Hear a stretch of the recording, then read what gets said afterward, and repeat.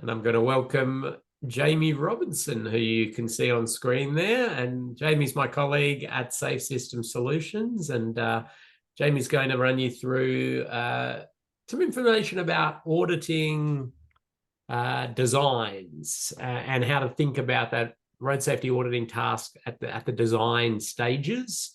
And Jamie's got quite a background in that. We were just chatting actually before we logged on about a very complex one he's looking at the moment with the team and pondering. So Jamie, maybe you want to share your screen there, and I'll give a little introduction, and then you can fill in any gaps there. So we're seeing that's looking. As that Ken? Yep, can see that quite nicely. Let's jump over to the next slide there and have a look at.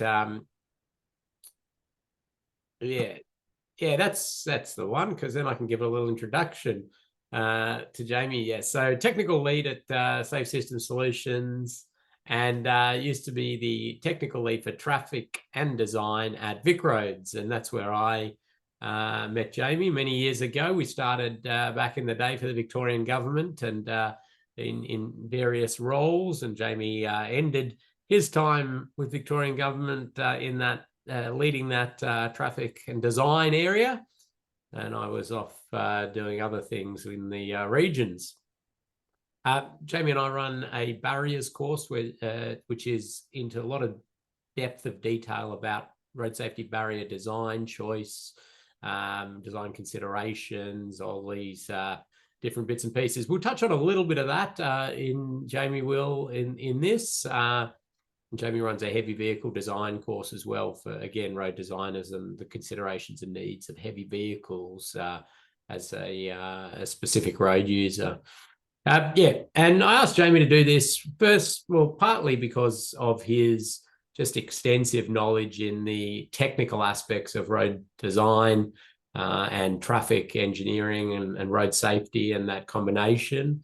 Second of all, to give you a bit of a break from my voice as well, but certainly it does also sort of reinforce the team aspects of road safety auditing, which is that Jamie and I on an audit together will complement each other's skills and add to, and certainly we've got overlapping skills and knowledge, but we certainly are able to complement each other and challenge each other on different bits and pieces. So it's good to hear that from others as well. So Jamie's contact details are in the slide there, which you'll be able to get from the learning management system. So I'll make sure that's available. I'll show you at the end in the learning management system where you can get the slides in case you haven't done that yet. And this is a great opportunity to pop in some technical questions if you've got them. Certainly Jamie's going to sort of cover off quite a range of things we want to consider when we are road safety auditing the design stage of projects. But if there's things slightly outside what Jamie mentions, or things that you're considering in terms of road safety, road design, or the like that you think would help as an auditor, pop them into the chat. I'll be monitoring the chat behind the scenes, and we're more than happy to go down some tangents. As I mentioned before, Jamie's got an absolute wealth of knowledge in many of these areas, so it'd be great to have his insights, and I might contribute, and we might have others from the group who want to have their say.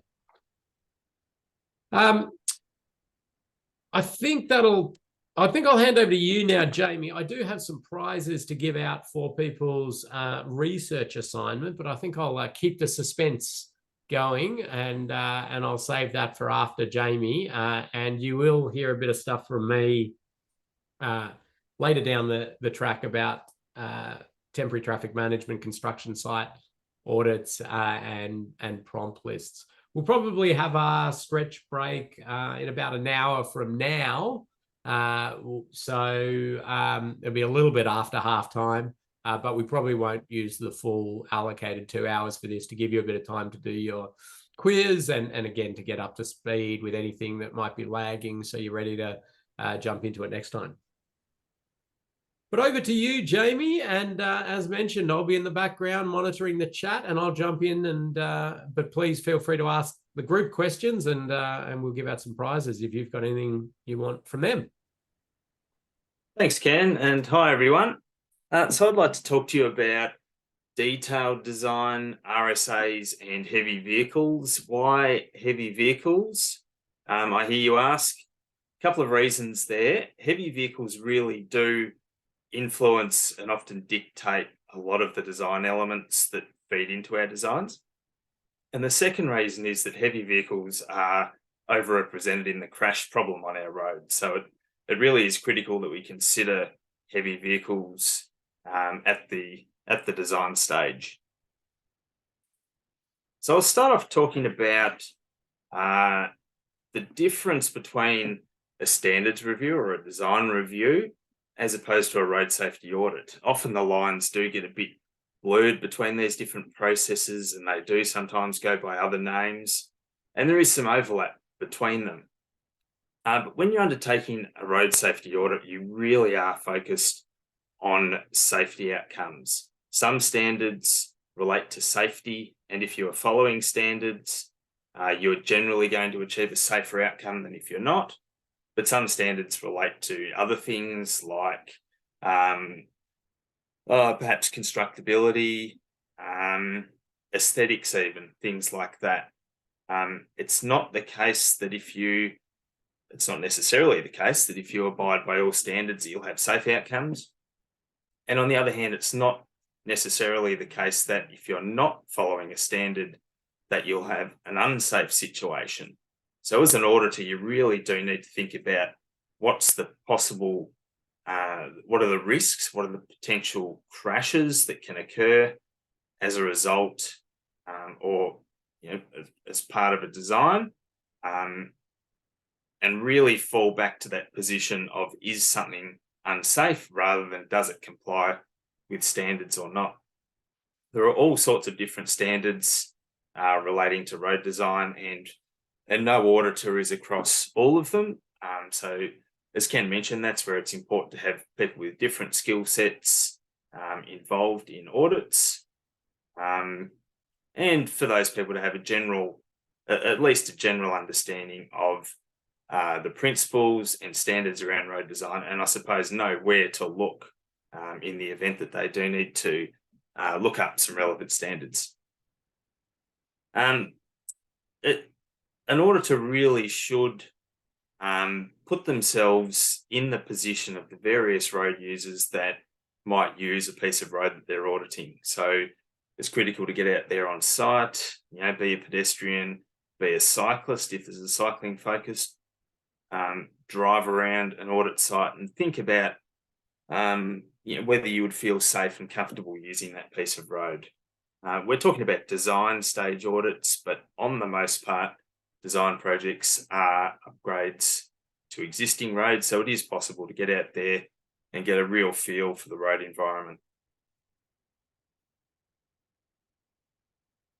So when you're doing an audit at the design stage, you'll have a set of design drawings, and that could be a pretty extensive set of documents, especially if you're dealing with an audit at the detailed design stage. You might have potentially hundreds of plans to look at, all sorts of things from layout plans, and then all the boring stuff like cross sections and lit profiles and all that sort of thing, traffic drawings, signal plans, signs and lines, you name it. But on top of that, you might have some other information, or you may like to request some other information to understand how the design has been developed and a bit of context around the project. So that information includes details around the design vehicles. Any road project has a design vehicle or a number of design vehicles that it's been based on. So the design vehicle is typically the largest vehicle that's expected to use that piece of road on a regular basis. In a local road environment, it might be a small truck, like we use the term service vehicle. It's we approximate that at an 8.8 metre long truck, which represents something like a garbage truck or a removal truck. And basically that type of vehicle should be able to access any piece of road.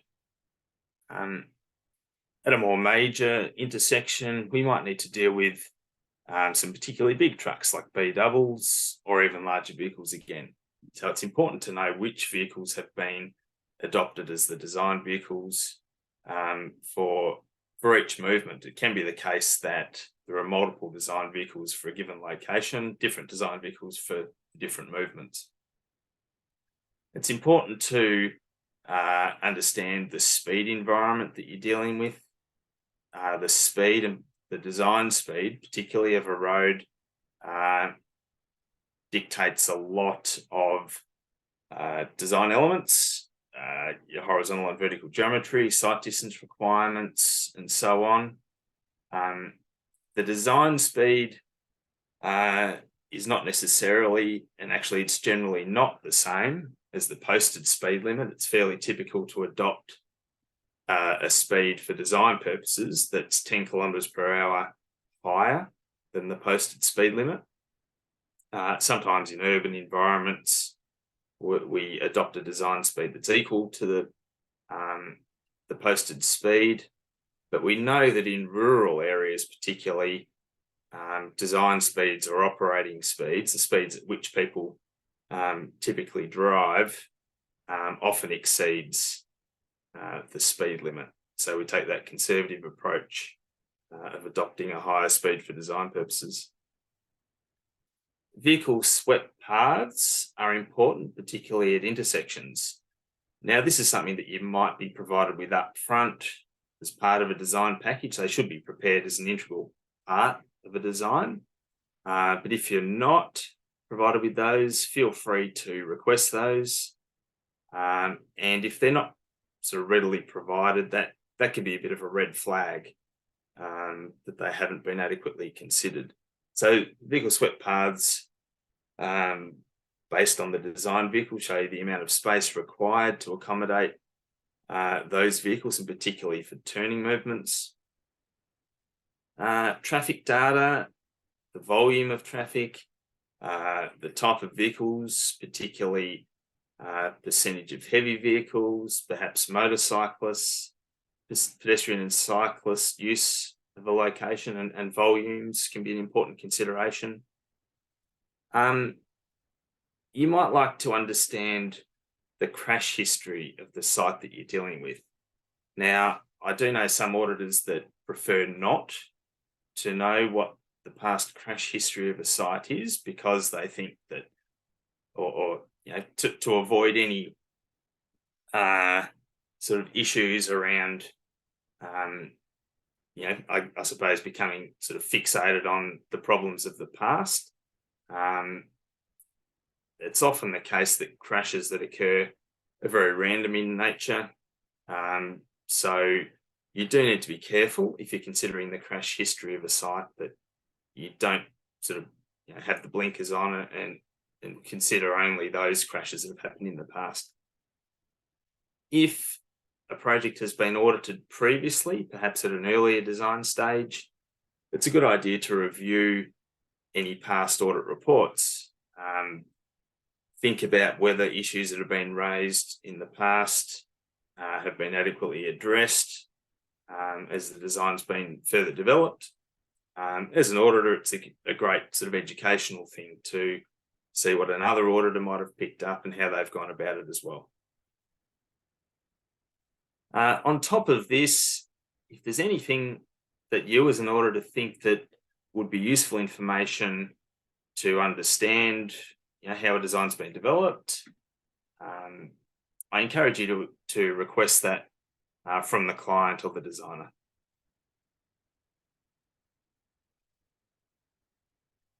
So I'd like to step through a number of common issues that do come up when you're undertaking road safety audits. A few of those relate to design vehicles and swept path requirements. And these issues particularly relate to intersections. This is where space for turning vehicles is a very important consideration. So it could be the case that a design doesn't cater adequately for the swept paths that it needs to. So it may not have enough space to accommodate turning vehicles. Or the choice of design vehicle might be wrong in the first place. When you're thinking about design vehicles, I encourage you to get out on site, think about surrounding land use and the types of vehicles that are likely to be attracted to an area. Observe the vehicles that are making particular movements at a location. So I think I defined design vehicles earlier. So it's the largest vehicle that uses a location on a regular basis. And that vehicle, a design should cater to that vehicle in a desirable way. It should be able to make its turns from within the correct traffic lane on the road pavement without encroaching areas behind curb and so on. We also use a checking vehicle as part of design, and that's a larger vehicle again that we might see at a particular location on a very occasionally. So it might be a B double or some particularly large truck that might come along once in a while. We don't want to design for it particularly because it doesn't come along very frequently, but we do need to cater for its movements when it does come along. So because its movements don't occur very often, we might accept that it can swing across onto the opposite side of the road to make a turn. It might encroach areas behind curb and this type of thing. So that the checking vehicle might influence things like placement of road furniture,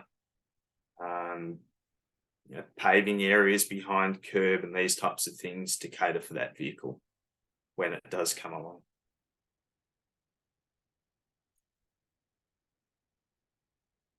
So what does it matter if we do get our choice of design vehicle wrong? Potential issues include encroachment of vehicles in areas that might be into the adjacent traffic lane if there's simply not enough space for them to make their movements from the correct traffic lane. They might encroach into pedestrian areas, particularly at the corner of an intersection when making a left turn. If there's not enough space for a turning vehicle, the rear of that truck might end up encroaching that pedestrian area at the corner. You might see vehicle conflicts within the intersection, perhaps concurrent right turns where there isn't enough space. And a telltale sign that there isn't enough space is impacts with roadside furniture. So signs knocked down, curbs being mounted, and you can see tyre marks often. Sometimes the curb's damaged as a result. So these are some signs that there isn't enough space. We can also go too far the other way and provide an excessive amount of space if the design vehicle that we adopt is larger than it should be.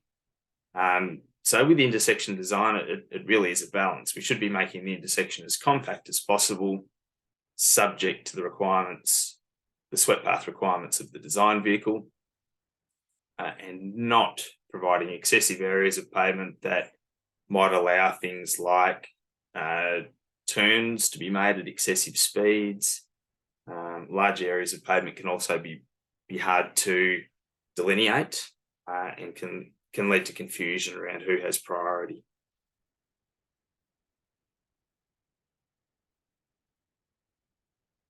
So to help us with our intersection design and review of designs, we can refer to the Austroads guides, particularly the guides to road design, the parts 4, and also the Austroads turning templates guide. And there are a couple of snips here from those guides.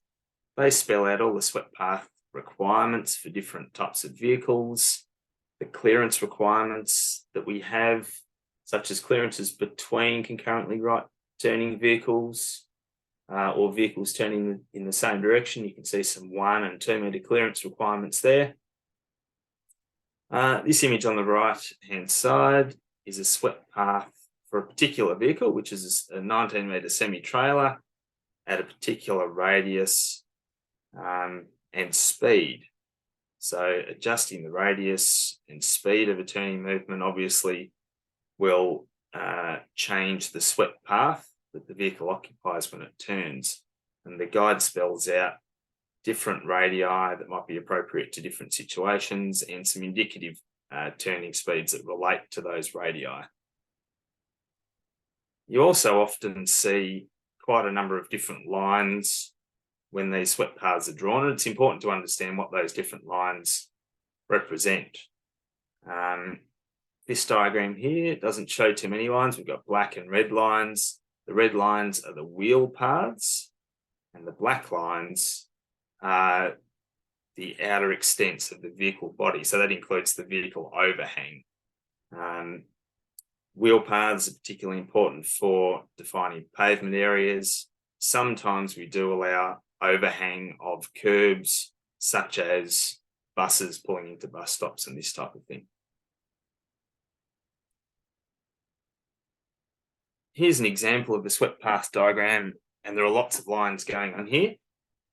Dashed lines, solid lines, and parallel lines at the outside.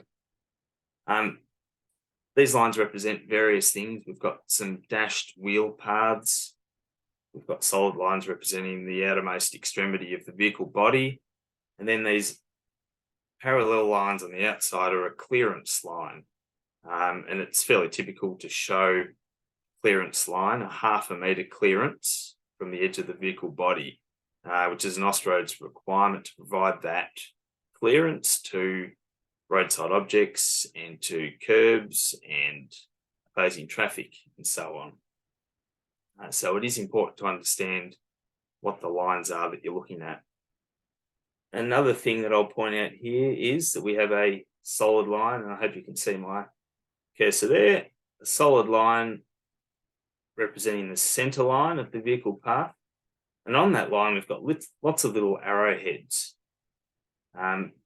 Those arrowheads basically represent a change in direction of the vehicle, or perhaps a mouse click when this diagram has been generated in a program like AutoTurn. It is easy to manipulate the software to make a vehicle do various things. The Austroads guidance spells out how turning paths should be constructed. And it certainly shouldn't be like this one shown in purple. We've got lots of little arrowheads, changes in direction at different points. Vehicle travelling straight, little turn, almost travelling straight again, then turning, then straightening up.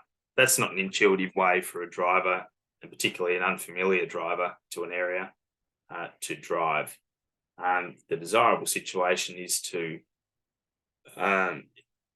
design an intersection for the driver to be able to make the turn on a single, with a single radius turn, which would occupy more space than this purple diagram indicates. It would see that vehicle probably continue further into the intersection than it has, then turn around on a generous single radius. So yeah, beware swept path diagrams and be mindful of what you're looking at. They are an easy thing for a designer to fudge. And this one looks like an example of an intersection being designed in a constrained area. And you can see some property boundaries here, blue lines, not much room to play with. An intersection's been drawn up within the available space.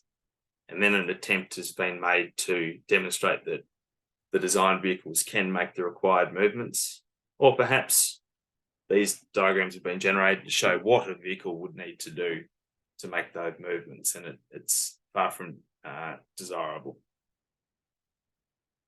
As a road safety auditor, you would then need to think about, well, what are the associated risks with not having enough space, or expecting a driver to have to do something unusual like this diagram suggests. It's a bit difficult to see what the vehicle is that we're dealing with. It looks like an articulated truck in the purple, and from the other direction, probably another vehicle of the same type. The likelihood of two large vehicles like that arriving at signals at the same time might be very low. So there might not be a great risk of conflict. If they did arrive at the same time, you wouldn't expect drivers to continue into a collision path, they would take some evasive action. But that might involve the vehicle cutting the corner and perhaps encroaching into another area that they shouldn't. So, I really do stress the importance of providing generous space for turning vehicles and designing for turning movements in accordance with the Austroads requirements. Jamie, would you ever run your own swept paths as part of a road safety audit? Look, I occasionally have. It's probably not part of the usual process, but if you have the software at your disposal and you had a particular concern, you might look to do that. An auditor, if they did suspect there wasn't enough space, could raise an issue around swept paths without doing the swept paths themselves, or they might request that the swept paths be reviewed and provided to them. Mm-hmm. And what about if do you just accept their design vehicle, or would you sometimes question their choice? Yeah, that's certainly something you can do. You should think about whether the design vehicle is appropriate for the location, and if you do have concerns around that, that certainly should be picked up in an audit. If that vehicle is too small and we should be catering to a larger vehicle, that really can be a safety concern. Okay, good. Thanks.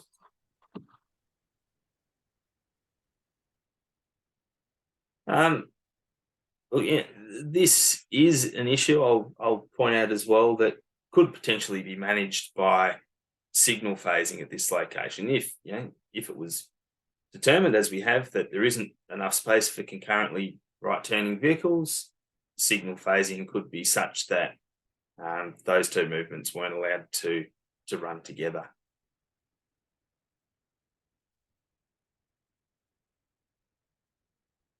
So a few things circled here in the middle of the diagram. We do appear to have that nice clearance between those swept paths as per Austroads guidance. But as I've mentioned, the swept paths, and particularly the purple one, have not been generated by the book. You wouldn't expect a driver to steer in that way. At this corner of the intersection here, we're very close to the property boundary. There'd be a potential safety issue there if we had pedestrians at this location that needed to get around that corner of the intersection. At the other corner down here, a standards related finding might be the fact that the conduit shown here is not within the road reserve. So that's not something that we would do, but it doesn't have any safety implications. So you wouldn't expect that would pop up in a road safety audit report, but if you notice that, you might flag that some other way.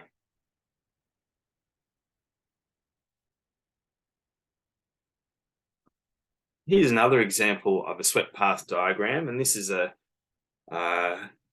certainly a more desirable one. You can see a radius has been nominated, a 12.5 metre radius to the outer wheel path, which is as per Austroads requirements.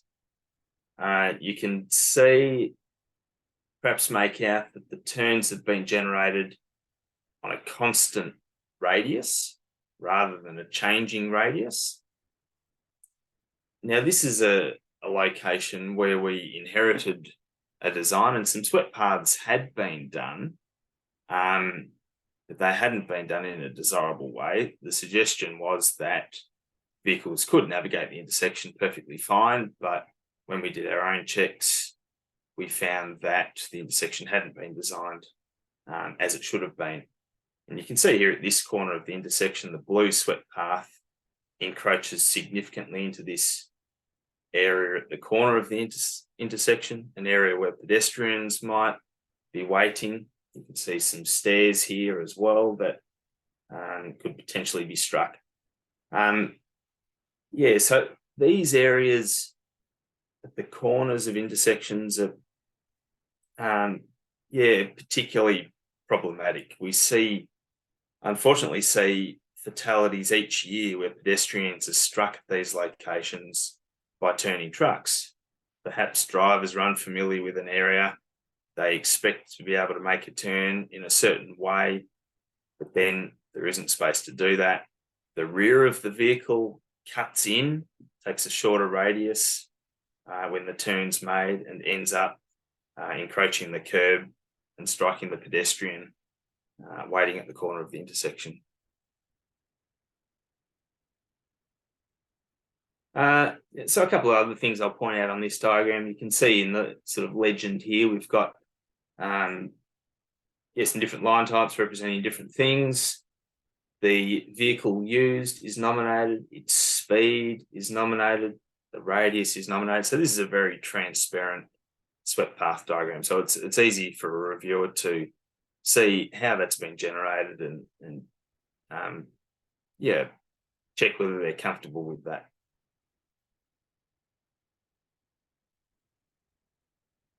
A couple of other movements at the same intersection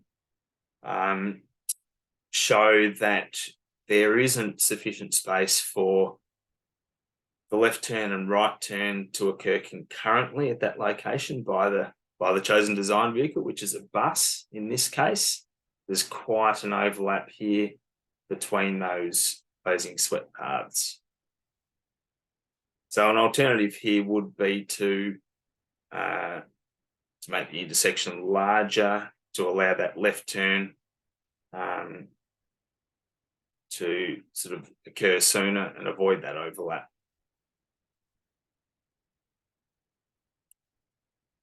Out on site, some things to keep your eyes peeled for include wheel tracks behind curbs, as you can see here. And now this isn't necessarily to do with a lack of space. Sometimes there are other things at play, like excessive speeds at a location, maybe a lack of delineation as well. But often this does point to a lack of space. You then need to think about the associated safety issues as an auditor.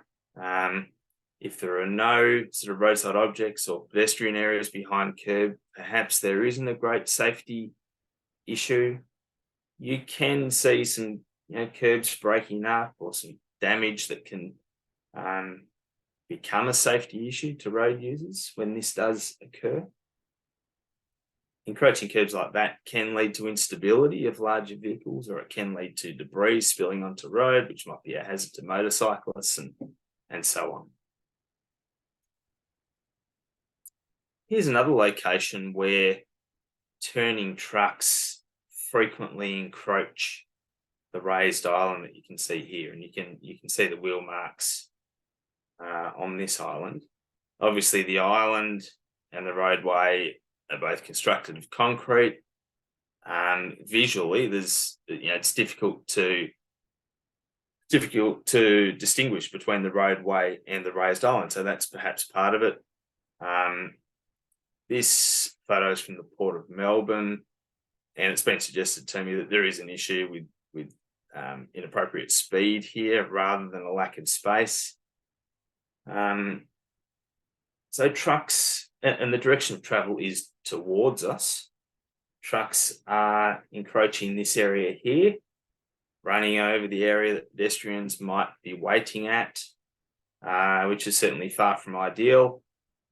But probably a pedestrian is at greater risk on the other side of the road here. A pedestrian waiting here is going to be in the line of sight of an approaching driver. If someone was waiting there, you would hope they wouldn't continue on the path. But one on the other side of the road, we talked about that issue of the trailers and rear axles of longer vehicles cutting in. A pedestrian on this side of the road might be vulnerable to being struck by the rear part of a turning truck, which is more difficult for a driver to judge.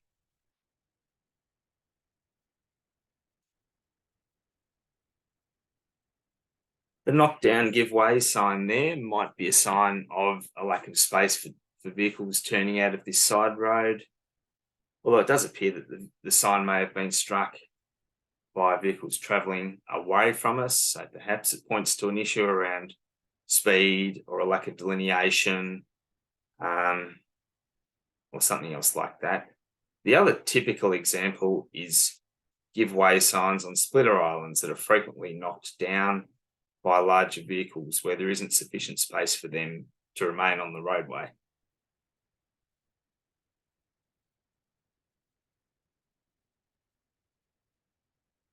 Other common issues relate to sight lines. There's lots of detailed guidance in the Austroads guides around sight distance, but essentially all sight distance requirements relate to road users of various types being able to perceive a situation unfolding in front of them and to have enough time and space to react to what they see and to take appropriate action, which could include stopping or avoiding an obstacle on the road or something like that. So sight distance requirements for the drivers of vehicles, to other road users, perhaps pedestrians at crossing points, to the pavement, which is where we talk about approach sight distance, which is particularly important at intersections. Issues that we see are that visibility or sight lines are restricted, perhaps by the road alignment, where we've got horizontal curves with obstructions on the inside of the curve, we can have reduced sight distance. Vertical curves, crests, reduced sight distance. And if we have those two things in combination, things can be worse again. Parked vehicles, and this is particularly an issue near intersections, can block sight lines for motorists exiting side roads. Road furniture like utility poles, letterboxes, signs impede sight lines, trees near intersection corners as well. So there are lots of things in our road environments that do cause sight distance obstructions. And the final point there talks about stand-up angles at intersections. That's the angle at which road users approach an intersection point. It's desirable that road users approach at a right angle or as close to a right angle as possible, so that they're able to observe road users and traffic approaching from either direction. If the angle becomes too acute, it's difficult for drivers to look over their shoulder and see oncoming traffic. And that's where we have that typical Y intersection crash problem surface, is where we do have those acute angles at intersections.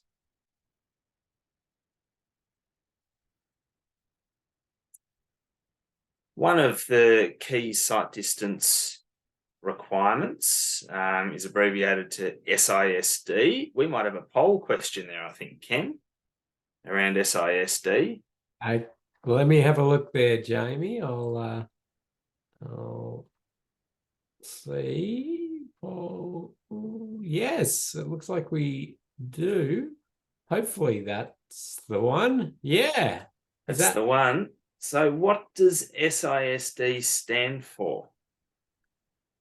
Okay, standard intersection sight distance, straight incline sight distance, safe intersection sight distance, somewhat impractical sight distance. Okay, good options there. We'll give it a second, and good people are popping their answers in. Remember, you don't get marked on this, but just checking how we're going. All right, I'll give it 5 more seconds. 4, 3, 2, 1. And I'm going to end the poll. Let's display the results. The votes are in for safe intersection sight distance. Safe intersection sight distance it is. Very Uh, good. and this is something that should be provided on the major road at intersections. It provides enough time and distance for the driver on the major road to see a collision situation unfold in front of them. Perhaps the vehicle you can see there entering the intersection from the side road and stalling at this point. The driver on the major road then needs to have enough time and distance to react to that happening, put on the brakes and come to a stop before that point. So yeah, safe intersection sight distance is one of the many sight distance requirements that we have. For any sight distance requirement, it's important to consider things both in the horizontal plane and the vertical plane. And you can see at the bottom of the image there, a crest in the road.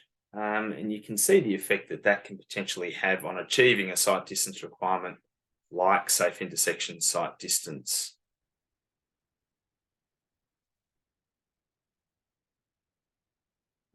This diagram, which comes from the Austroads Guide to Road Design, it also reminds me of another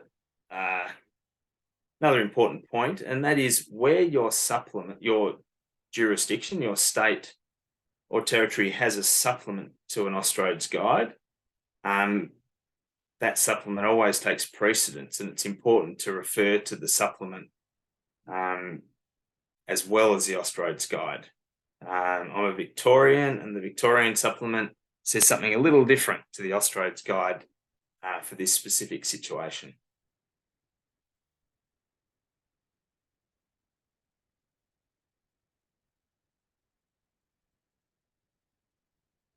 Here's a little real-world example of a road improvement project.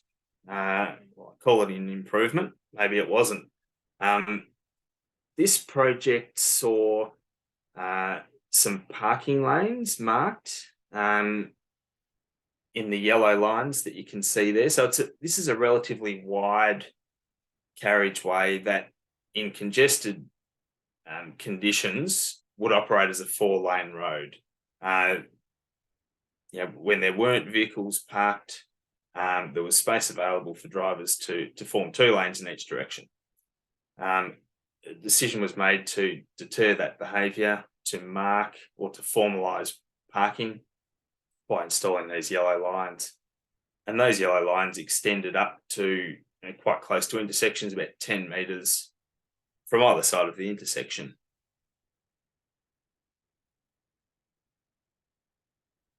And there's how it looked after it was implemented.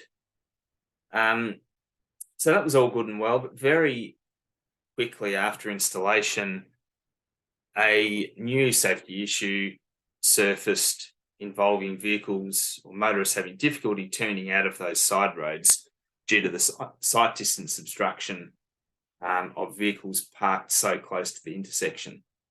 And you can see these vehicles here parked very close, very difficult to see an oncoming vehicle, and moments later, an approaching car is upon you.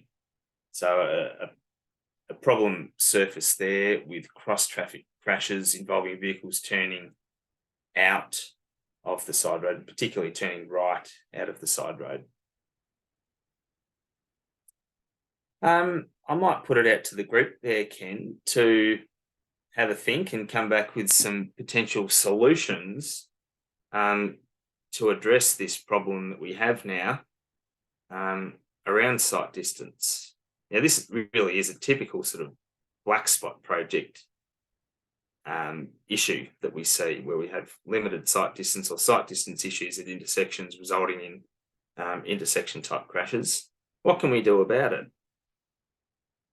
Okay, well, let's see. Pop it into the chat if you've got any ideas on how we can lessen the risk at this location. And we'll see, maybe Jamie will give out some prizes for some that he likes as I let him know. Okay. So lots of good ideas coming in, which is good. So we've got extend the pavement out to one lane on Hoffman's Road. Add no stopping sign. So some parking restrictions there. That's come up a few times. Yep. Bring the limit line forward on the minor road. Curb and channel. A lot of people pushing the parking back. Yep. No, I'm liking lots of those. Obviously, removing or implementing a parking restriction would help. Parking often is a sort of a hot commodity that can be easier said than done. Simply putting in a parking sign doesn't necessarily sort of solve the problem. A number of people have suggested pushing the hold line forward and perhaps extending the curb out at the intersection corner. So constructing a curb out stand that prevented parking so close to the intersection, allowing the hold line to be brought forward would be a great outcome. A bit of a band-aid solution might be to put in a stop sign. We sometimes see that, but really it doesn't do much in these situations. But basically those things that we can do to improve sight distance, to open up sight lines, either by banning parking close to the intersection or moving the hold line forward and allowing motorists to see past parked vehicles, would provide the best outcome here. So I suppose on that, Jamie, just a question. We saw a few different options come in there, and then there's a whole suite of options associated with probably much more substantial work, signalising the intersection, a roundabout, raising the whole intersection to flow vehicles. So how would you go about making decisions as an auditor on which of these you might recommend? Yeah, that's always an interesting question. It's easy as an auditor to sort of, be constrained or sort of, have your thinking constrained by what you perceive as the sort of, the budget for a project or what sort of might reasonably be implemented. There are sort of the ideal outcomes, and then a whole suite of things that, below that for for most road safety issues. So as an auditor, I typically would try and provide a number of recommendations to address any issue that I raise. And hopefully at least one of those issues would be a primary safe system treatment that would eliminate the issue that you've identified. So probably none of the ones that we've discussed quite do that. To achieve a primary safe system outcome, you'd need to be managing speeds on Hoffman's Road. So you might be looking at a roundabout, you might be looking at a raised intersection or other traffic management treatments on Hoffman's to reduce speeds to tolerable levels. So there's some other things that you could do. So as an auditor, I would probably include at least one of those types of recommendations. And then those other things like constructing curb out stands, and which will reduce the likelihood of these crash types, but not the severity when they occur.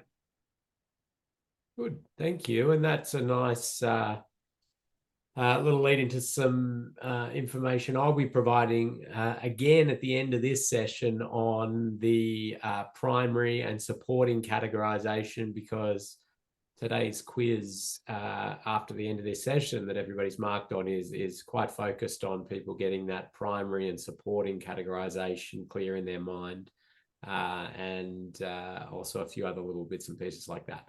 Thanks, Jamie. Let's keep ticking on, and we'll have a stretch break probably in about 20 minutes, I think. Yep.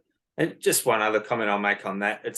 I often see audit reports and there's a great finding, and then the recommendation is really quite specific. the auditor might have something in their head that they think is, what is the most likely thing to be done at a particular location, or that it's their preference or whatever it might be. If for whatever, and then they make a single specific recommendation. If for whatever reason that specific recommendation can't be implemented, you're in a bit of a spot. The project manager might just say, well, we can't implement that recommendation for reasons X and Y, and then that's sort of the end of story, and no safety improvement is made. But if you're making numerous recommendations, providing different options, and a hierarchy of options, ideally, the project manager can sort of work their way down the list and hopefully implement whichever option they, the best option they can within their constraints to, mitigate the risk that's been identified. Good, thank you. And I think Blake's going to get a prize on that one. He was quick off the bat there with extending the curve out. So we've mentioned SASD. I might have mentioned a couple of the others. There's lots of good information on the different site distance requirements in the Austroads guides. Stopping site distance is the most basic of the site distance requirements, and it should be provided at all points on a road. The differences between many of these requirements relate to the heights from and to which site distances are measured. So stopping site distance relates to drivers on a road, so it's measured from driver eye height to an object on the road with an assumed height of 200 millimeters. So that might be a rock or even a body on the road that a driver needs to be able to see and react to and stop before striking. Approach site distance is numerically equal to stopping site distance, but it's measured from eye height to the pavement level. So this particularly relates to intersections and things like pavement markings, turn arrows, starts of turn lanes, and this type of thing at intersections. Then there are some other requirements that are more sort of nice to haves that relate to not impeding traffic when you're turning onto a road and this type of thing. Another that's not on the list there is crossing site distance, which relates to pedestrian crossing movements. But rather than getting caught up in the numbers around the site distance requirements, I really encourage you to get out onto site to cross the road as a pedestrian. Think about whether you feel safe and comfortable making the required crossing movements, driving around, making different movements from side roads and this type of thing. Do you feel like you've got enough space or site distance available to make those movements and judge gaps and so on.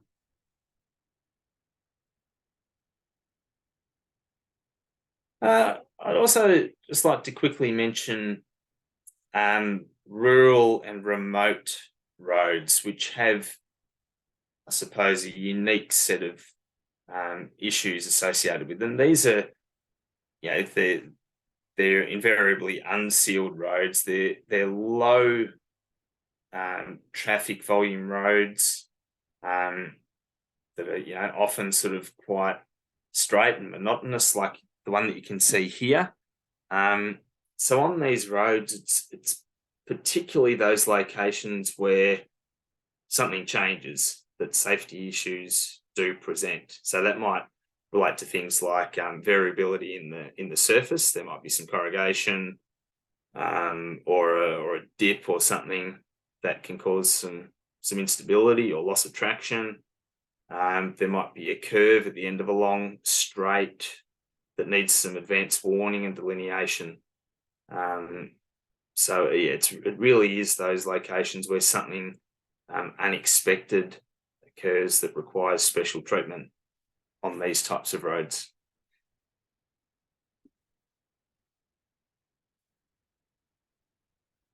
Now, the Austroads guides include some checklists, which are a useful resource for auditors, and particularly people that are new to auditing, there's a different checklist for each audit stage, from existing conditions up to detailed design and post-opening stages as well.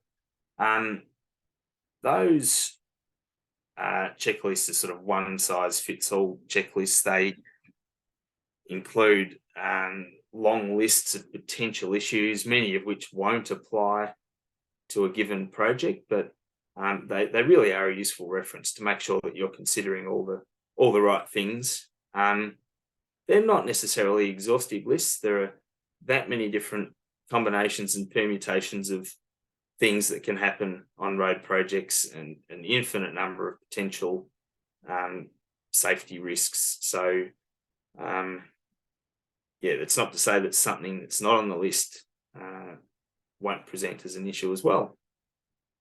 Some of the key issues that present at intersections are listed here.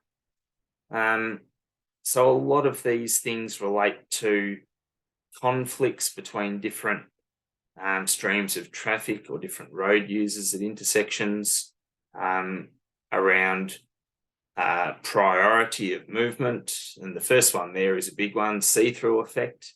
That occurs where there might be an effect where on an approach to an intersection which does need to yield to other movements, the road environment is such that it appears that you have priority through an intersection. That might be because the road continues straight. There might be a row of power lines or some other cues that suggest to you that you are on the continuing road. So that's a real source of crashes, particularly at those more remote locations. What else have we got there? Yeah, at intersections, you really need to think about movement of vulnerable road users, crossing points for pedestrians, treatments for cyclists, and so on. If there are any questions on any of those, please just shout out. Another one that sort of jumps out at me is the Danish offset, which is something that it's a term that's used for staggered pedestrian crossings, and the Danish offset ensures that if we've got a pedestrian crossing, say on a divided road with a median, we want to stagger that crossing such that people crossing into the median are then directed towards approaching traffic. So if you're crossing the road, you're sort of making a left-right stagger through the median, if that makes sense, as opposed to turning away from traffic approaching you and having worse visibility.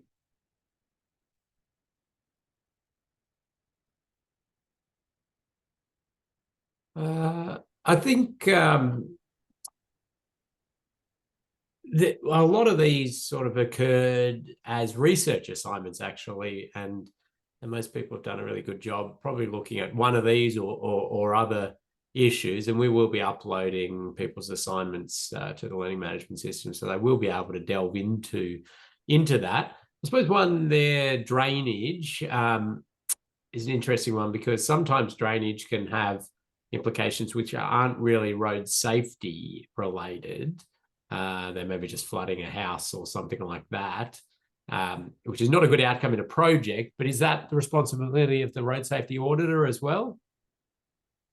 And look, a road safety auditor should consider drainage, and this is one of those things where auditors are sort of limited by their skills and experience, I suppose. And if it is a detailed design project and there's significant drainage design, this might be somewhere where you do need to bring someone in to the audit team that does have a good handle on drainage.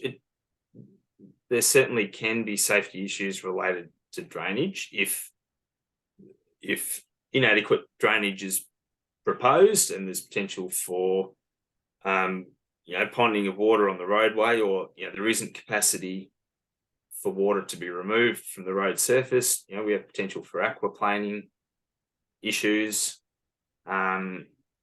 Things like locating side entry pits in advance of pedestrian crossing points is a good good practice and can also, relate to some sort of, perhaps, minor safety issues for pedestrians at crossing points.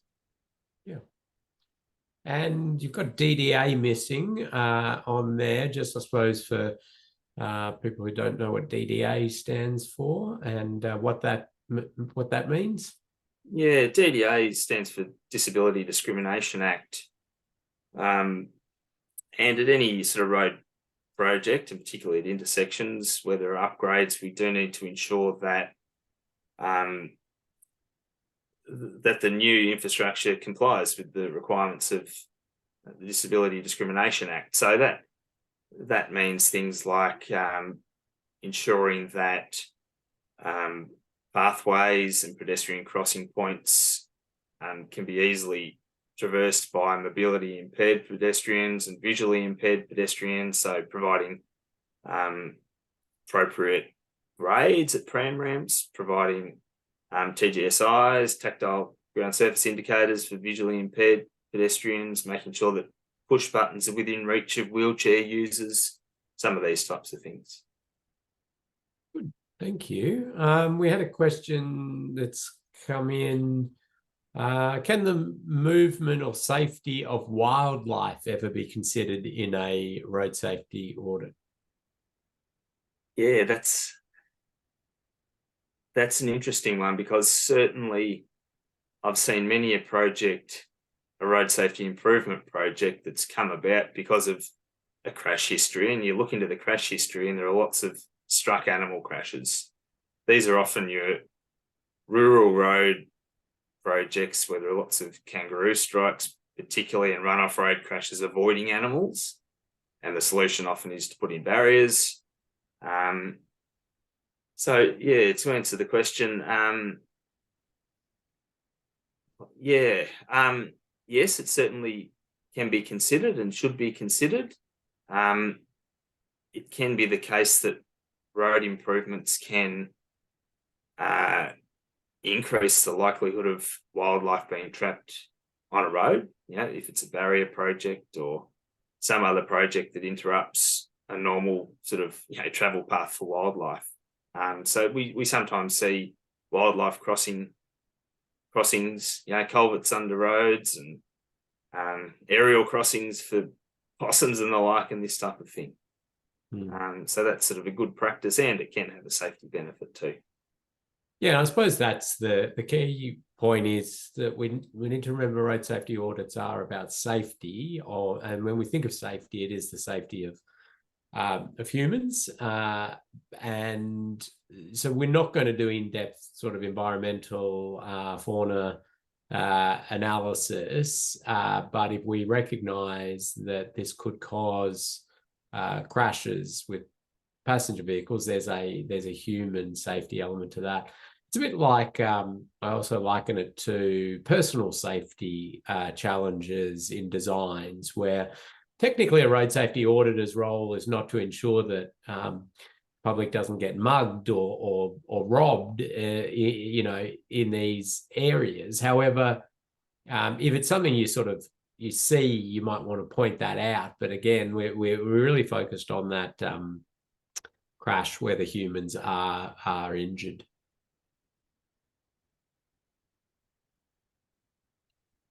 Well, I'll move along then. So this is a list of typical intersection issues.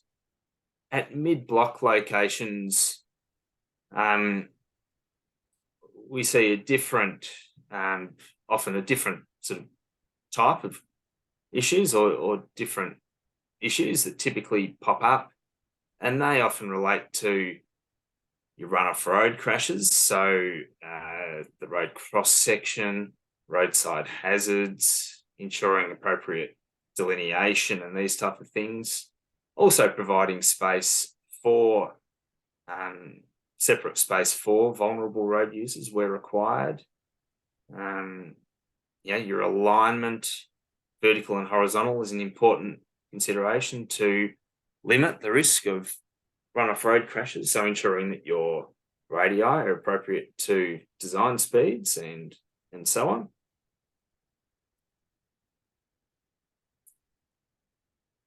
Yeah, so I'm not sure if there are any questions We'll give it around. we'll give it a second to see if anybody wants to jump into that. Natasha's put a good comment there around sort of clearing areas where possible to try and lessen the animals sort of appearing onto the roadway as quickly as possible. So another possible way to mitigate some of the risk there. Yeah, I think you've described those well. If anybody does have any questions on those, we can take them.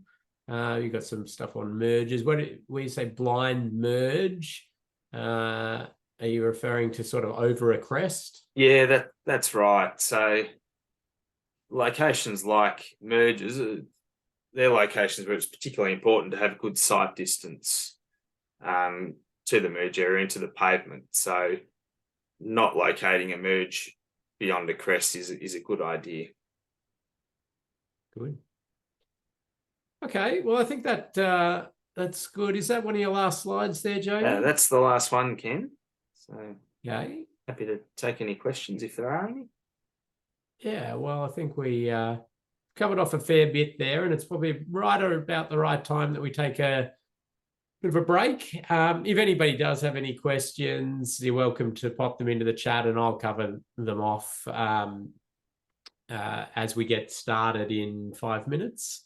But thank you, Jamie. Thanks for sharing your thoughts there. I'll show everybody where the slides are in the learning management system so they can do that, and of course could contact you if they had more in-depth questions via any of the many ways that they could contact our training team or myself, or your details are in there. Thanks, Jamie, and everybody, let's take 5 minutes and we'll get back into it.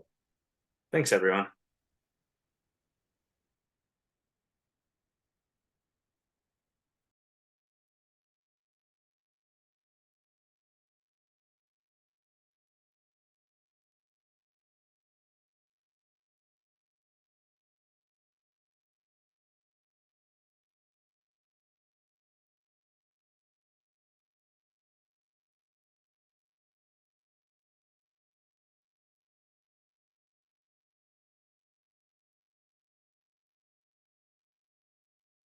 Okay, so we'll get back into it now, and I'm going to cover off a few things up to the end of today's session. One being construction sites and how we undertake road safety audits of construction sites. The next being what we call prompt lists, and those are they're lists of questions that help you do some thinking about safety in the road safety audits you're undertaking. They used to be called checklists, but we don't refer to them as checklists anymore. So I'll do that. And then I'm going to just run a little session to prepare you for this week's quiz, because it actually is really testing you on your knowledge of a few things that I want to make sure you're very clear on. So it's going to be very important you pay attention to that, and it will significantly help you with the quiz. So that'll be right at the end. Now, construction sites. My colleague Tony Bull usually runs this session. He's currently doing some other training with the Department of Transport, so I'm going to step in. But Tony's kindly also pre-recorded a much longer version of this. He's so passionate about construction site safety that he said, I want to add lots more detail for anybody who really wants to delve into a lot more detail about this. And we've uploaded that to the learning management system. Again, I'll show you that near the end, so you'll be able to get lots more.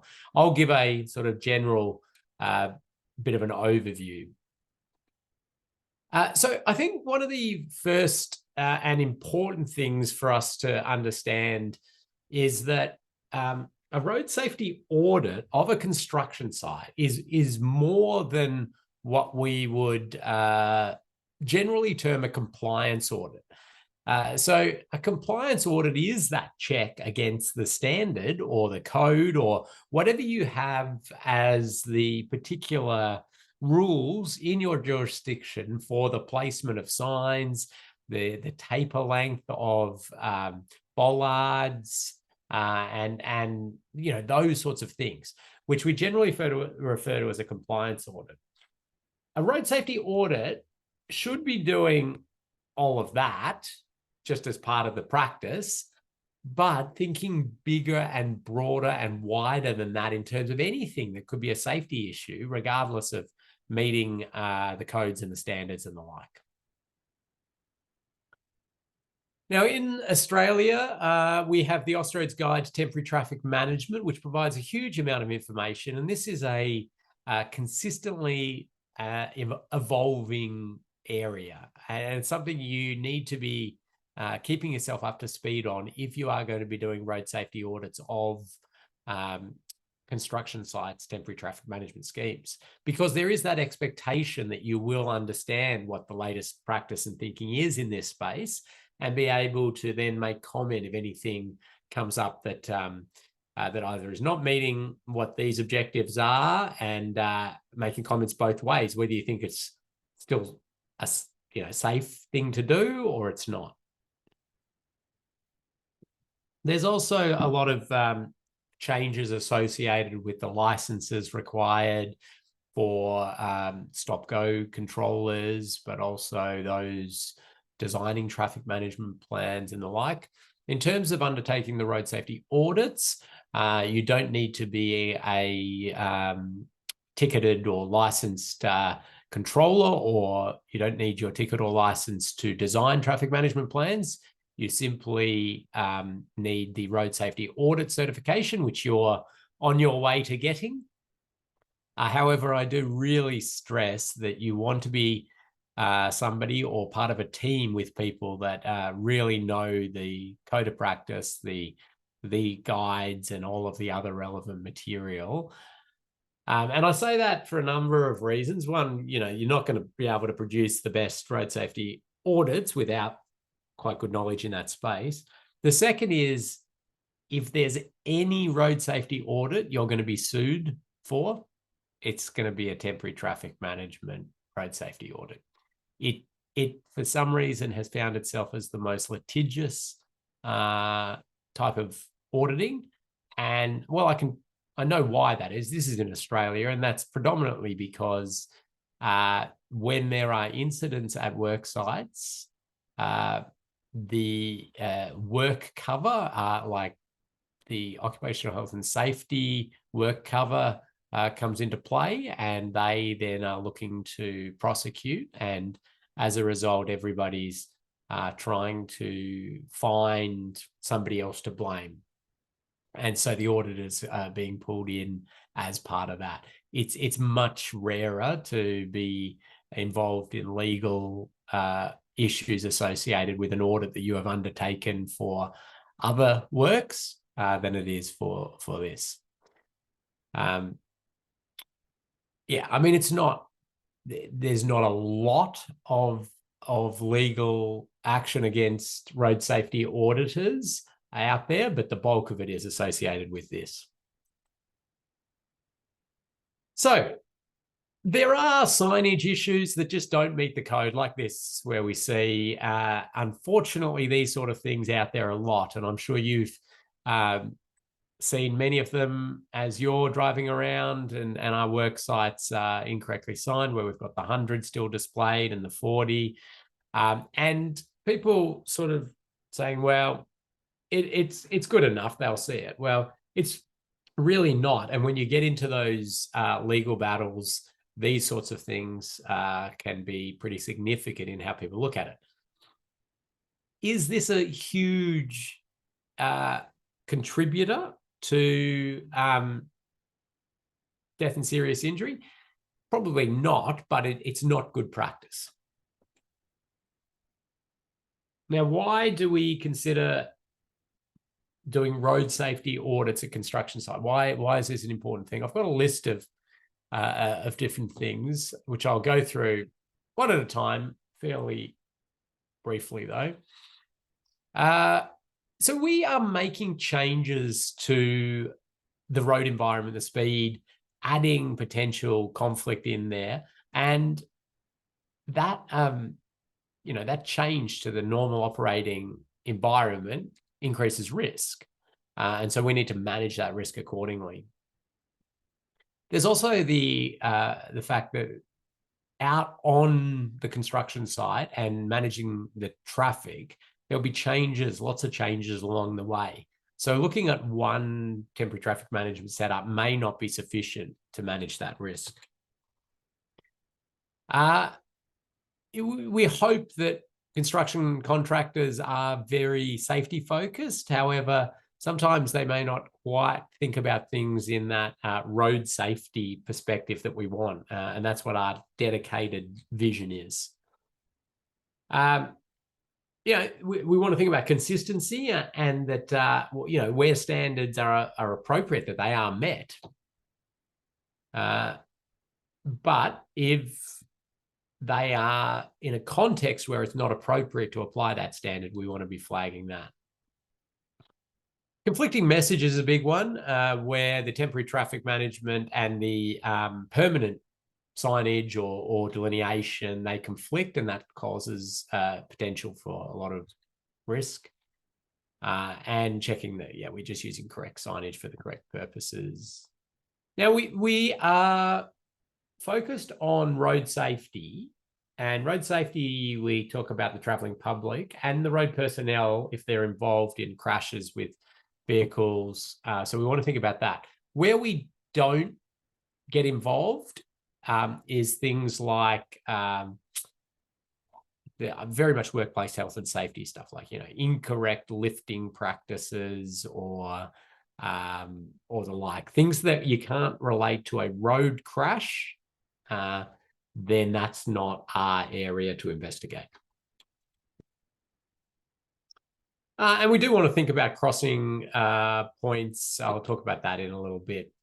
So here's one, which, just to make sure you're all still with me, which road users are going to struggle with this very minor little bit of temporary traffic management? Yep. Okay. So I like the fact that we've said pedestrians, and a lot of you got in there pretty quickly. I better take some notes on who I'll give some prizes to. Lachlan. But I'm going to give also a couple of other prizes down here for people who are talking about. So Samuel, people with prams, or Trish has said disabled. So a few prizes there, and a few others have sort of got onto that, and cyclists. So it is important, I think, to remember that. Now, would something of this magnitude get a road safety audit? No, it probably wouldn't, but the thinking would be good. I mean, you could road safety audit this. It would just be overkill for the size of the works that are happening. But in bigger projects where we are taking these road safety audits, we want to think about all different road users. One of the ones we see a lot is where cyclists have the cycle lane, the bike lane, or the cycle path is stopped, and really insufficient catering for that road user. Now, this is a little one which is more of just a bit of general knowledge rather than a very specific road safety audit issue. But from a legal sense, what's the difference between these two signs? If you approached these, and I am talking about Australia and New Zealand specifics here, if you approached these, and this was there, technically, what would you have to do different between the two? Anybody got any ideas on that? It's a bit of a specific question, and as I say, almost a bit of a I should have put this one into the trivia before the session because it's more associated with that a little bit, but I'm not sure anybody's quite putting it in there. You're probably all scratching your head.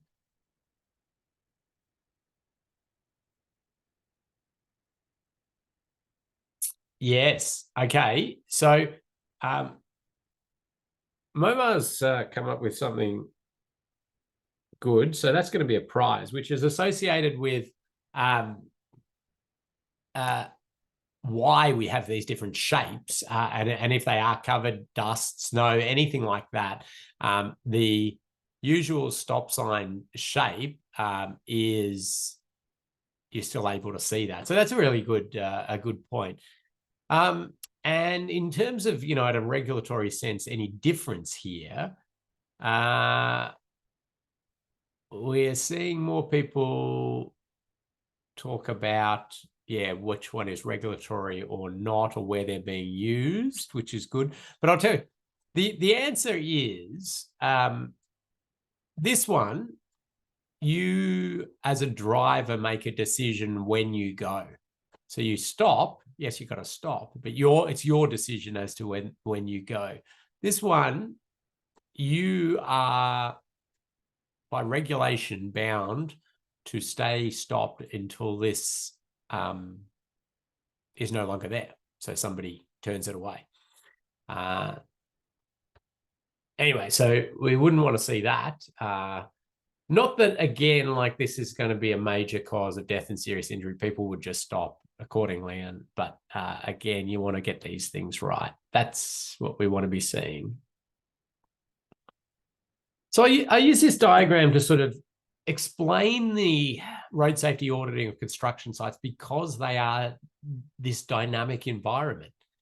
Usually there's the development of a traffic management plan, and traffic guidance schemes, which are the signs and the lines and the bollards and where they're all going to go. And that's where you would do the initial start of a road safety audit. Okay. And you would report on that. And you would have a look at the site, and you would talk to them about what they're planning to do, and any things you saw were issues associated with that. So you'd be still going to the site before anything was actually down, technically, and then you'd be able to go out there once it's actually implemented. And every time they did major changes, you would be going back out there to look at it. So you can see why I talk about only undertaking road safety audits of major construction schemes. There's a fair bit that could be done in that. Often in practice, we see it might have one audit done, and it's usually done somewhere in this bit here where they've done the plan and you're reviewing that, and they might have just put it out and you're checking things. But we could do that with major changes, and for big projects that are lasting many months or sometimes years, you certainly do lots and lots of inspections and audits as they change things. So common issues, I've got a list here. I might jump through a few of them. So advanced warning, and that can be particularly important as we approach construction sites that are unexpected, which is quite often, but also in areas where you may not have that vision all the way up to the construction site. The choices on speed limits that they're going to be using for the construction site, are they appropriate?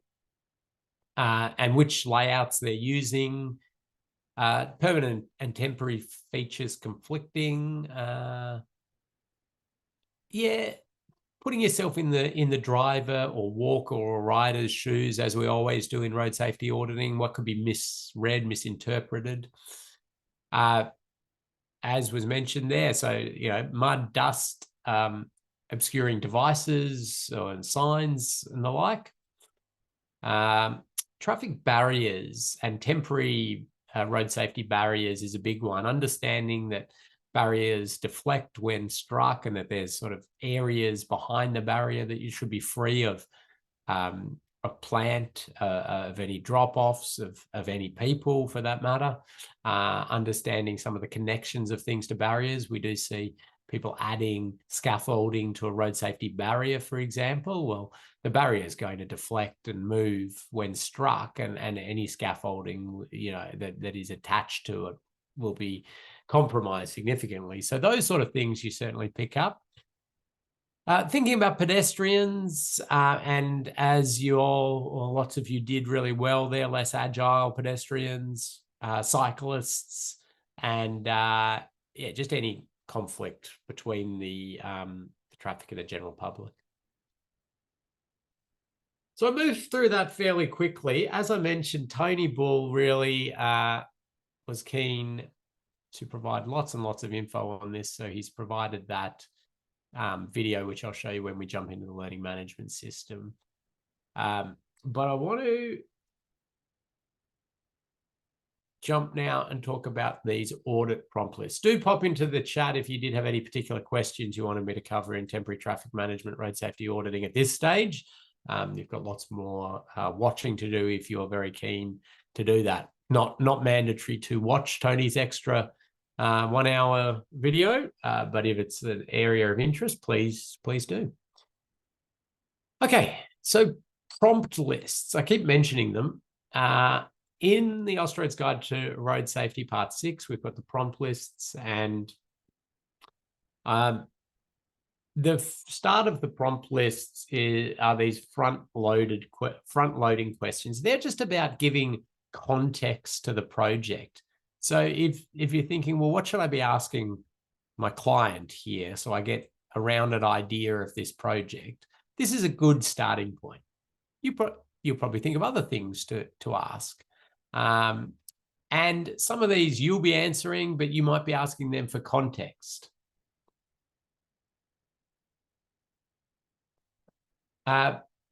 Before I continue on with this, there has been a question that's come in. Thank you.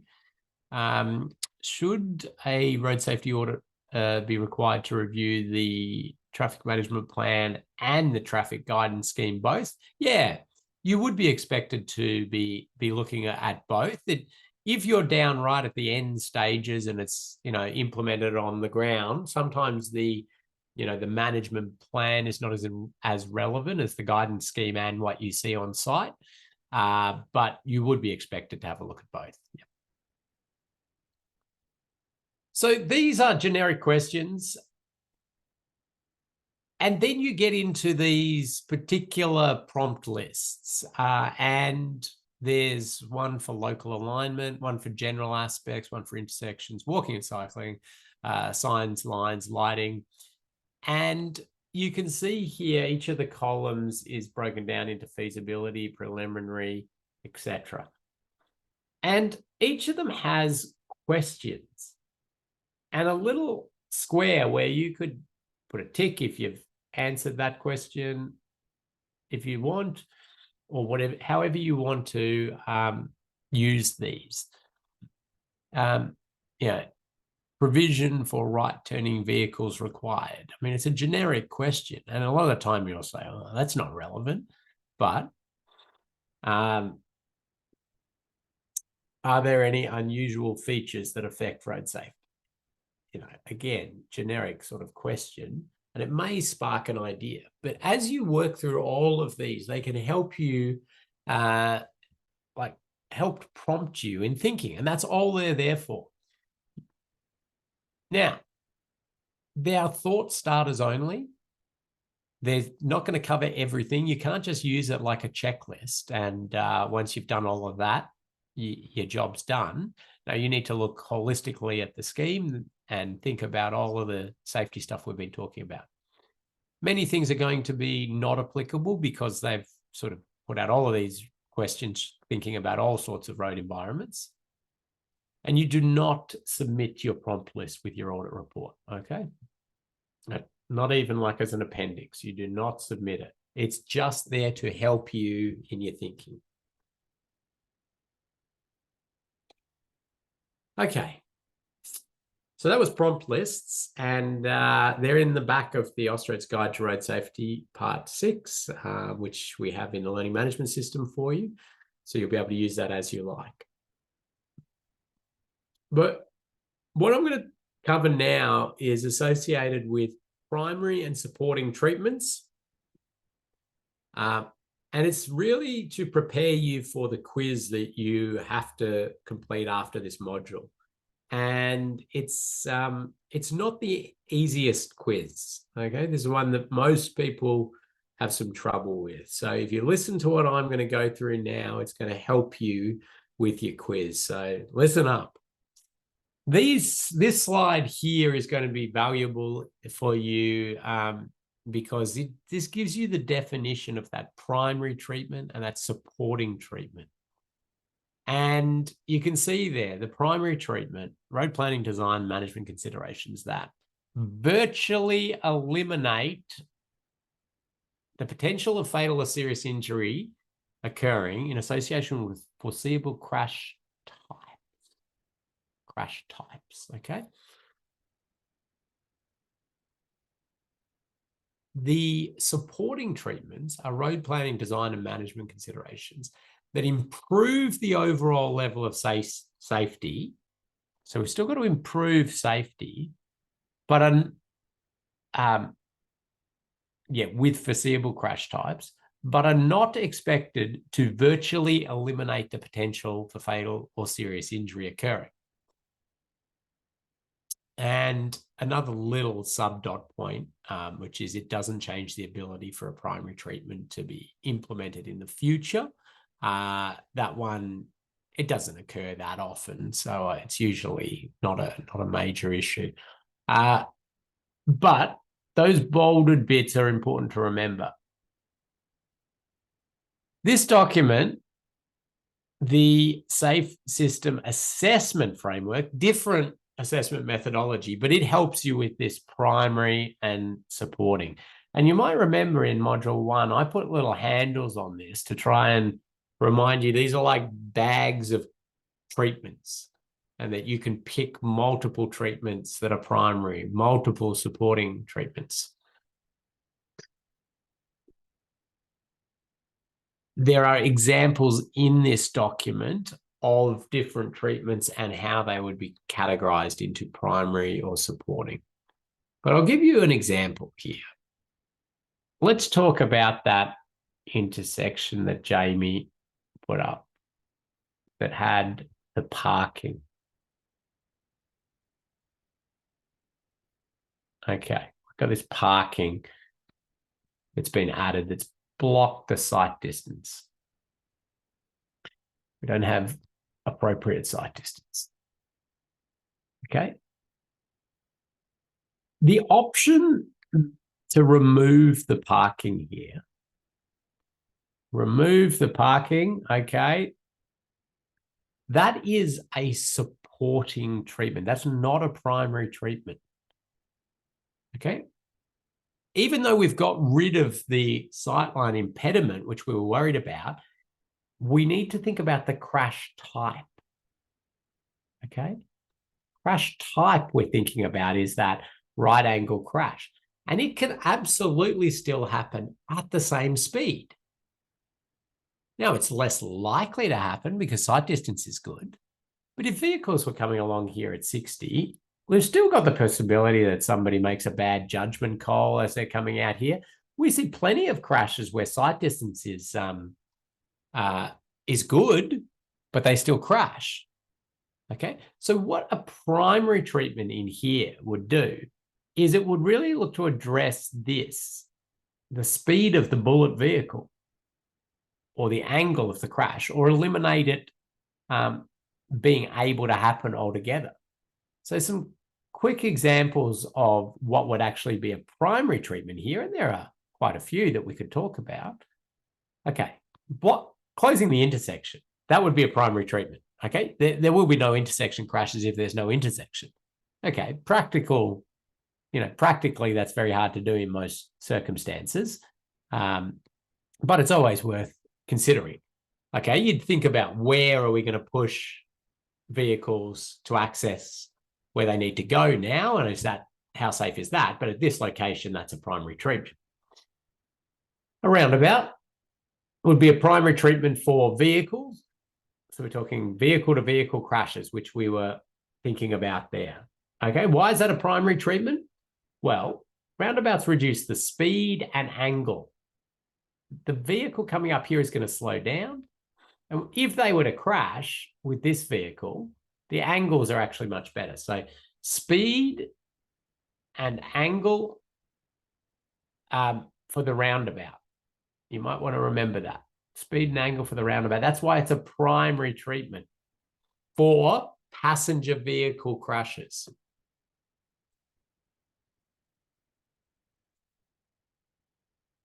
Okay, so we might then go to a raised intersection, for example. So we decide to raise this intersection.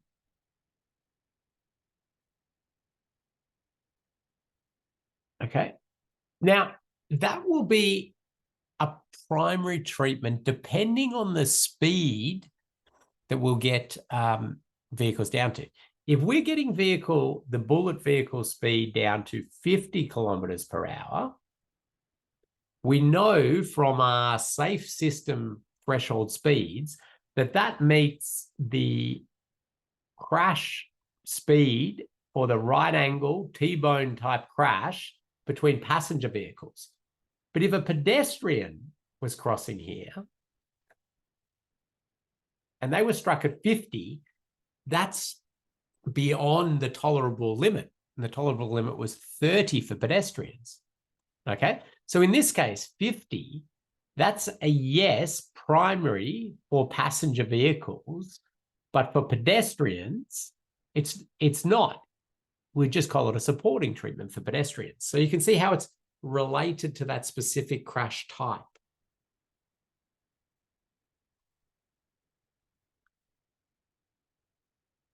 Okay. So I'm happy to take questions on that. I'm going to just jump into the learning management system myself before I take you in there and check a couple of things that I want to make sure I cover associated with the quiz that you'll be doing. Okay. So really using that previous slide is important around the definitions of primary and supporting treatments. Thinking about that 50 kilometer per hour right angle crash, T-bone crash for passenger vehicles is the threshold. It's down at 30 for pedestrians. Now, if you are to do treatments that only impact the likelihood of crashes, so clearing up those sight lines is one. So that's a really good thing to do, but it only addresses the likelihood of crashes. It doesn't do anything for the severity of crashes. That is going to be a supporting treatment. And that would be the same with other things that only influence the likelihood of crashes. There could be fully controlled right turns even, very effective treatment, but only addressing the likelihood of crashes. So it could only still be a supporting treatment. Or warning signs or line marking. These are things that can only influence the chance somebody crashes and really not addressing the severity, so just our supporting treatments.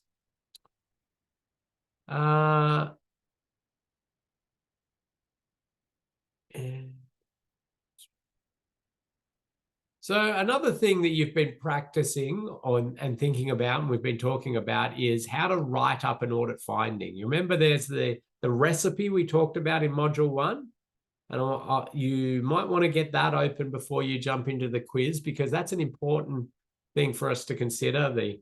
What's the issue, then what's the crash that's going to happen, what factors influence the risk there, and can we link this to a standard or a guideline? So with these primary and supporting treatments, as a road safety auditor, you do not need to put a primary treatment in your recommendation. If you can't think of one, or you don't think there's one practical, or you just don't know it, you don't need to put a primary treatment. You could put a supporting treatment only, or you could put 3 supporting treatments, or you could put 2 primary treatments. There's no mandate on having to have a primary treatment. And that gets a bit confusing with its term primary. Don't think of it as this is this is the number 1. I mean, it's come from the primary bucket. And of course, we want to think not just about death, but about death, serious injury, and within audits, we think about other injuries as well. So I think that's covered off a good bit, which should help you a little bit in your quiz, which you'll be doing. But I see a few things have popped up here. So what would be a primary treatment for pedestrians? That's a great question. Thank you. Navid, you're going to get a prize for that. Okay, so pedestrians, because we know pedestrian threshold speed is that 30 kilometers per hour, it really means that we would have to do a sharper ramp grade, for example, like a raised crossing that's going to get vehicle speeds down below 30. That's a primary treatment. A grade separated interchange, okay, very expensive, but is a primary treatment. Pedestrians go under, pedestrians go over, and as long as you can reasonably design it in a way that it'll genuinely be used, in theory, that's a primary treatment as well. I mean, you could. It's really going to be a raised crossing point in order to get a primary treatment for pedestrians in this sort of location. Certainly, you could mix it with the roundabout and some wombat crossings, raised pedestrian crossings around it. It is a wonderful treatment. You're starting to tick primary for most road users when you do that. Traffic signals are not a primary treatment. So that would be a supporting treatment for pedestrians. And so that's, again, one where you are addressing the likelihood of crashes. But without the raised feature or something to get the vehicles to slow down, some of them will run through the red light at the same speed. And so we only consider it as a supporting treatment.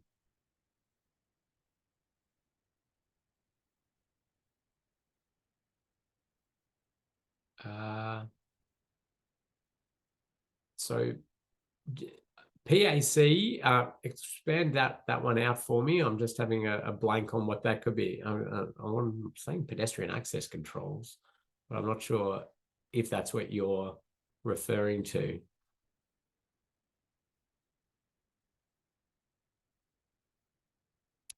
Oh, okay. Okay.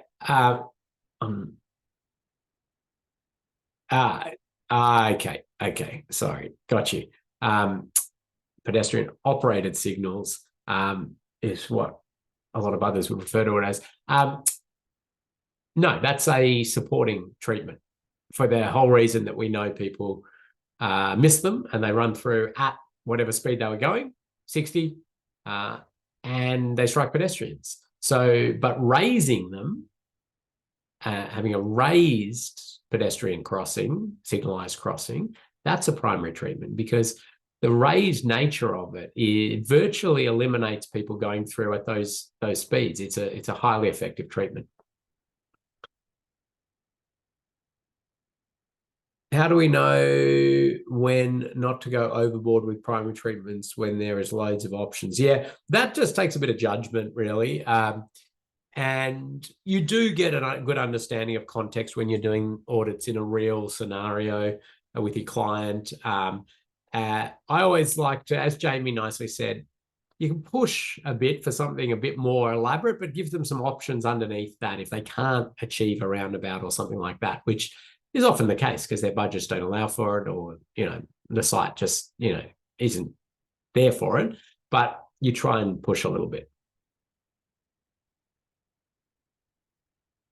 Yeah. So signals are a supporting treatment, traffic signals.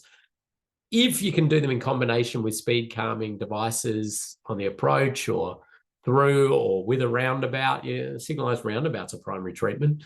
But yeah, generally just putting a light up to tell people to stop is only a supporting treatment. Okay, we've done pretty well there. So hopefully you're in a better position to do this quiz. I'm just going to show you into the learning management system here, and I'll give out the prizes for today, the wonderful assignments that were done. So sorry, I'm going to now share my other screen.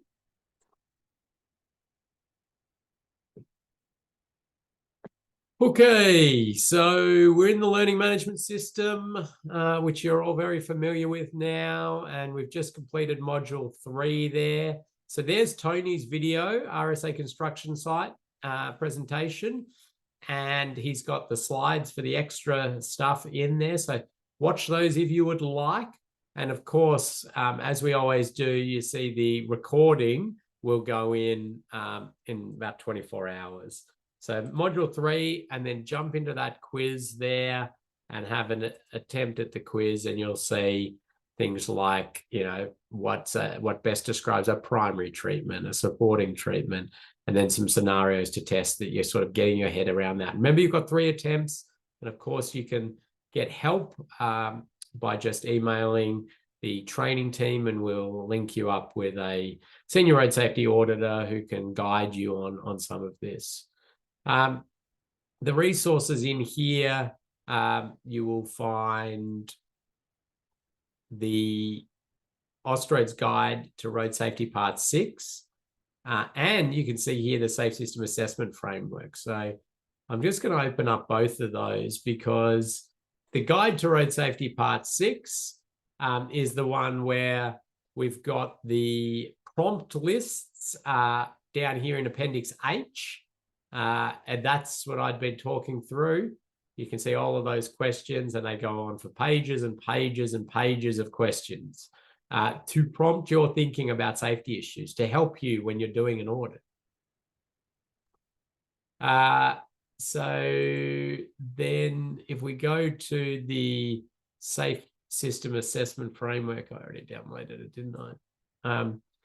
This document, really, we only put it in here to help you with the categorization of primary and supporting, okay? And that's really done at about page 15 of this, where we start to see, here we go, these colorful little tables for different crash types.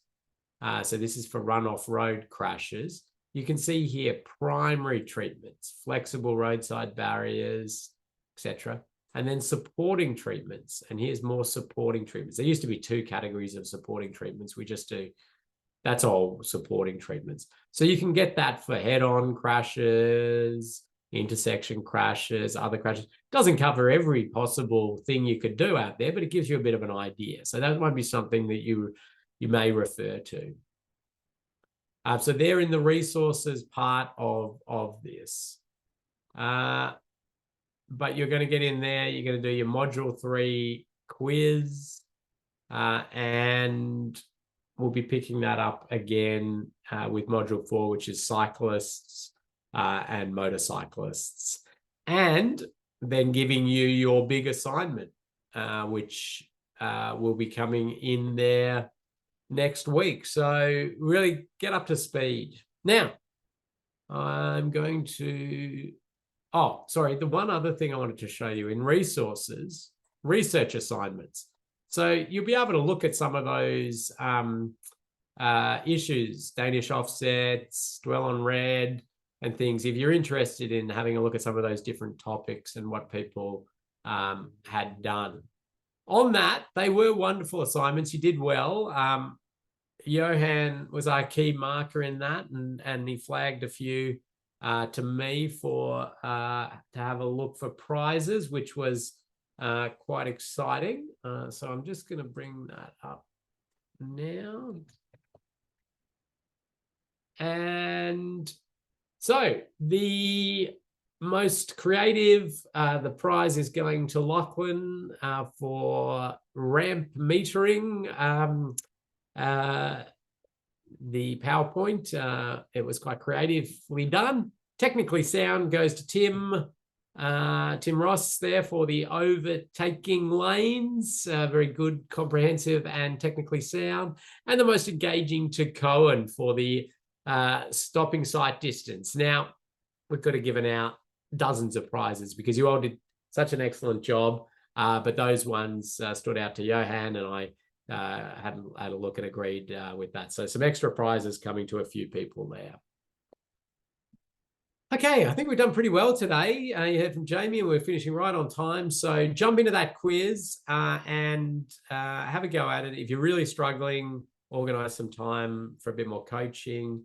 You've got 3 attempts at it, remember. Thank you. And we'll see you a couple of minutes before the next session for a chance to win a prize. Thanks, everyone.